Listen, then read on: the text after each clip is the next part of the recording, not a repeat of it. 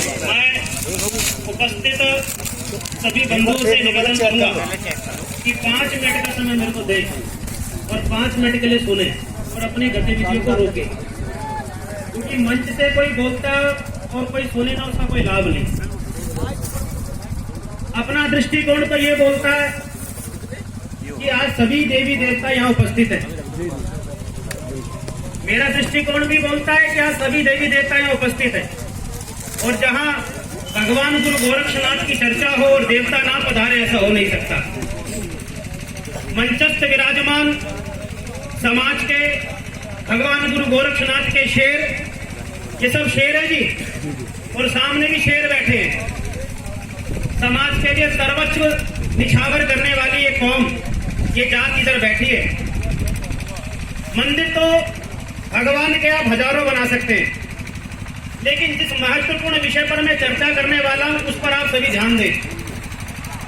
अगर आप अमेरिका की चर्चा करते हैं, यूरोप की चर्चा करते हैं, ताकतवर व्यक्ति की चर्चा करते हैं, तो उसके आगे गरीब दबता है।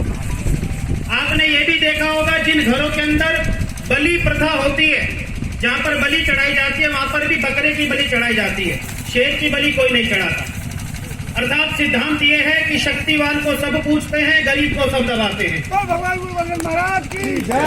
अगर मेरा समाज सर्वस्व रूप से ताकतवर हो जाएगा, सब हमें पूछने वाले हैं। अभी ओजपूर्ण तेजपूर्ण वक्तव्यों के बाद अपने पास कुछ रह नहीं जाता बोलने के लिए, लेकिन इन सभी ओजपूर्ण और तेजपूर्ण वक्तव्यों में मैंने कुछ बातों को निकाला है। जोगी हो, उपाध्याय हो, नाथ हो, योगी हो, कोई छोटा बड़ा नहीं है।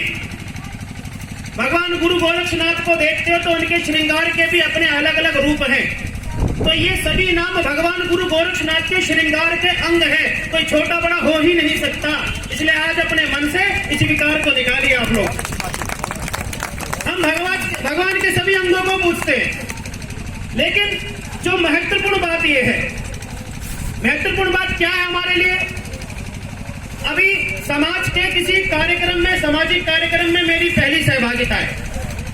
मैं आरएसएस का तृतीय वर्ष शिक्षित कार्यकर्ता प्रचारक रहा। स्वामी रामभद्राचार्य जी के सानिध्य में चित्रकूट के अंदर मुझे दीक्षा प्राप्त हुई और मैं इस मार्ग पर आया। लेकिन आपको ये पता होना चाहिए कि मैं किस परिवार से आया हूं। दिल्ली में भजनपुरा में मास्टर रामानंद उपाध्याय जी रहते हैं, मैं उनके परिवार से हूं। हमारा मूलता गांव ये कांदला के पास जोला है। सीताराम उपाध्याय जी के मैं खानदान से हूं। मेरे परिवार के बारे में आपको पता होना चाहिए कि मैं किस परिवार से हूं।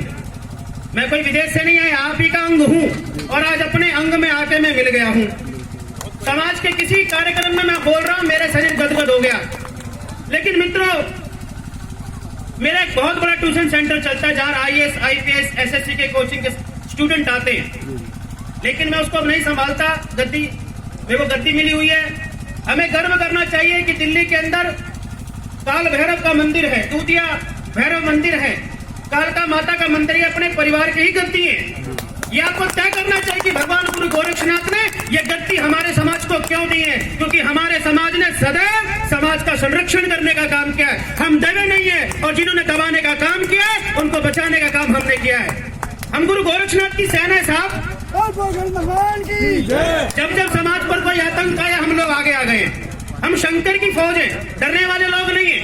लेकिन मंदिर खूब बनाइए, भंडारे खूब कीजिए, चर्चाएं खूब कीजिए, लेकिन मेरा मूल प्रश्न आप लोगों के सामने है। मेरे समाज से 2010 से लेकर अब तक कितने IAS, IPS निकले, कितने जज निकले, कितने मजिस्ट्रेट निकले? अगर निकले तो वो कहाँ है? कोई शर्मा लगाकर घूमता है, कोई वर्मा लगाकर घूमता है। जोगी बताने में तो आफत आ जाती है, आफत आती है उनको। मैं इस मंच के माध्यम से निवेदन करना चाहता हूं, अगर आप जात छुपाते हो तो ऐसे लोगों का बहिष्कार तय होना चाहिए। तुम समाज के अंग हो ही नहीं सकते। जो जात छुपाएगा वो समाज का भला क्या करेगा? डॉक्टर राजेंद्र पाल उपाध्याय जी हमारी समाज के IPS हैं, मेरे मामा जी, मैं उनका भांजा हूं। लेकिन कोई मेरे से पूछता किस समाज में, कहता हूं जोगी समाज का हूं। इस नाम में रंग अलग है, रूप अलग है, आनंद आता है। मैंने भगवा पहना है, गुरु गोरक्षनाथ ने कौन सी पताका संभाली? भगवा पताका संभाली। लेकिन यहाँ पर उपस्थित समाज के सभी दम्भ नेता जितने बैठे हुए हैं, उनके चरणों में विनती करता हूँ, विनती क्या करता हूँ, ये तय करना चाहिए कि हमारे परिवार में कितने IAS IPS निकलेंगे। हम कोई काम कराने के लिए जाते हैं, हमारा समाज दर दर भटकता है, और जो समाज का होता है वो स्वीकार भी नहीं करता, वो सेवा नहीं करता। दिल्ली में कितने IAS IPS हैं? उत्तर प्रदेश में हमारे कितने एरिया हैं? जब उनके पास जाते कोई सेवा नहीं करता। अपने समाज के लोगों को क्यों नहीं लगवाते? हॉस्पिटल में कितने डॉक्टर हैं, कितने CA CS हैं, कितने जज हैं हमारे, कितने MBA के स्टूडेंट हैं, MCA के स्टूडेंट हैं, कितने स्कूल चलते हैं, कितने प्रिंसिपल हैं? सिर्फ खेती करके रह जाओगे क्या? खेती करते रह जाओगे क्या? ये पटवारिता किसी और की हाथ की जागीर नहीं है। हमारे समाज को आगे निकलकर अब इस प्रकार की क्रिएटिविटी करनी पड़ेगी, नहीं तो आपके समाज को दबा दिया जाएगा, आपके समाज को दबा दिया जाएगा। कहीं पर हमारे समाज में तो संत को क्या दी जाती है जी? जलाया नहीं जाता हमारे समाज में, समाधि दी जाती है। लेकिन अभी मैंने उत्तर प्रदेश में एक जगह देखी जहां पर किसी समाज के लोगों ने हमारे समाज के लोगों को समाधि करने का अधिकार भी नहीं दिया। दूसरा समाज का व्यक्ति अपने समाज को किस दृष्टि से देखता है, मैं बताता हूं आपको। मैंने चर्चा करी में जोगी समाज से, एक व्यक्ति मुझको बोलता है, वही जोगी जो मांगा खाया होता है। हमारे समाज की इतनी बड़ी परिभाषा है क्या? कोई हमको मांगा खाया बोलेगा क्या? वो पद्धतियां कोई और थी, चली गई, वो समाज बदल गया।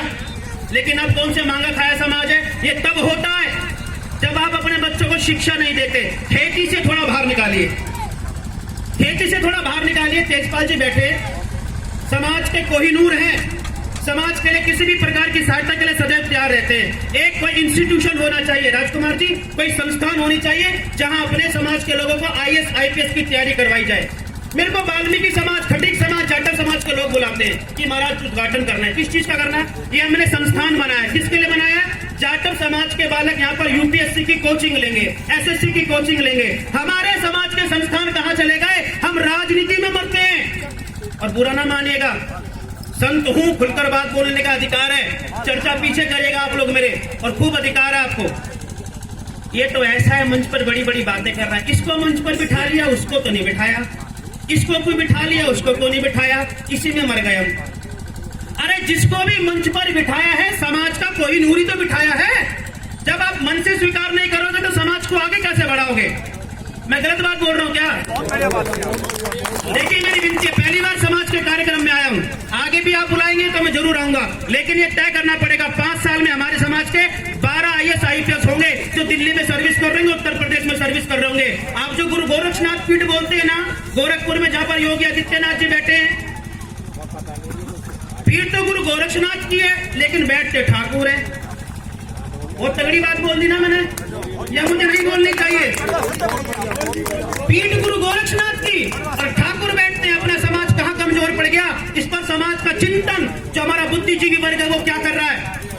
हमारे समाज में एक विशेषता तो नहीं बोलता, कुरूति बोलता हूँ, हमारे नौजवानों को पीने की आदत पड़ गई।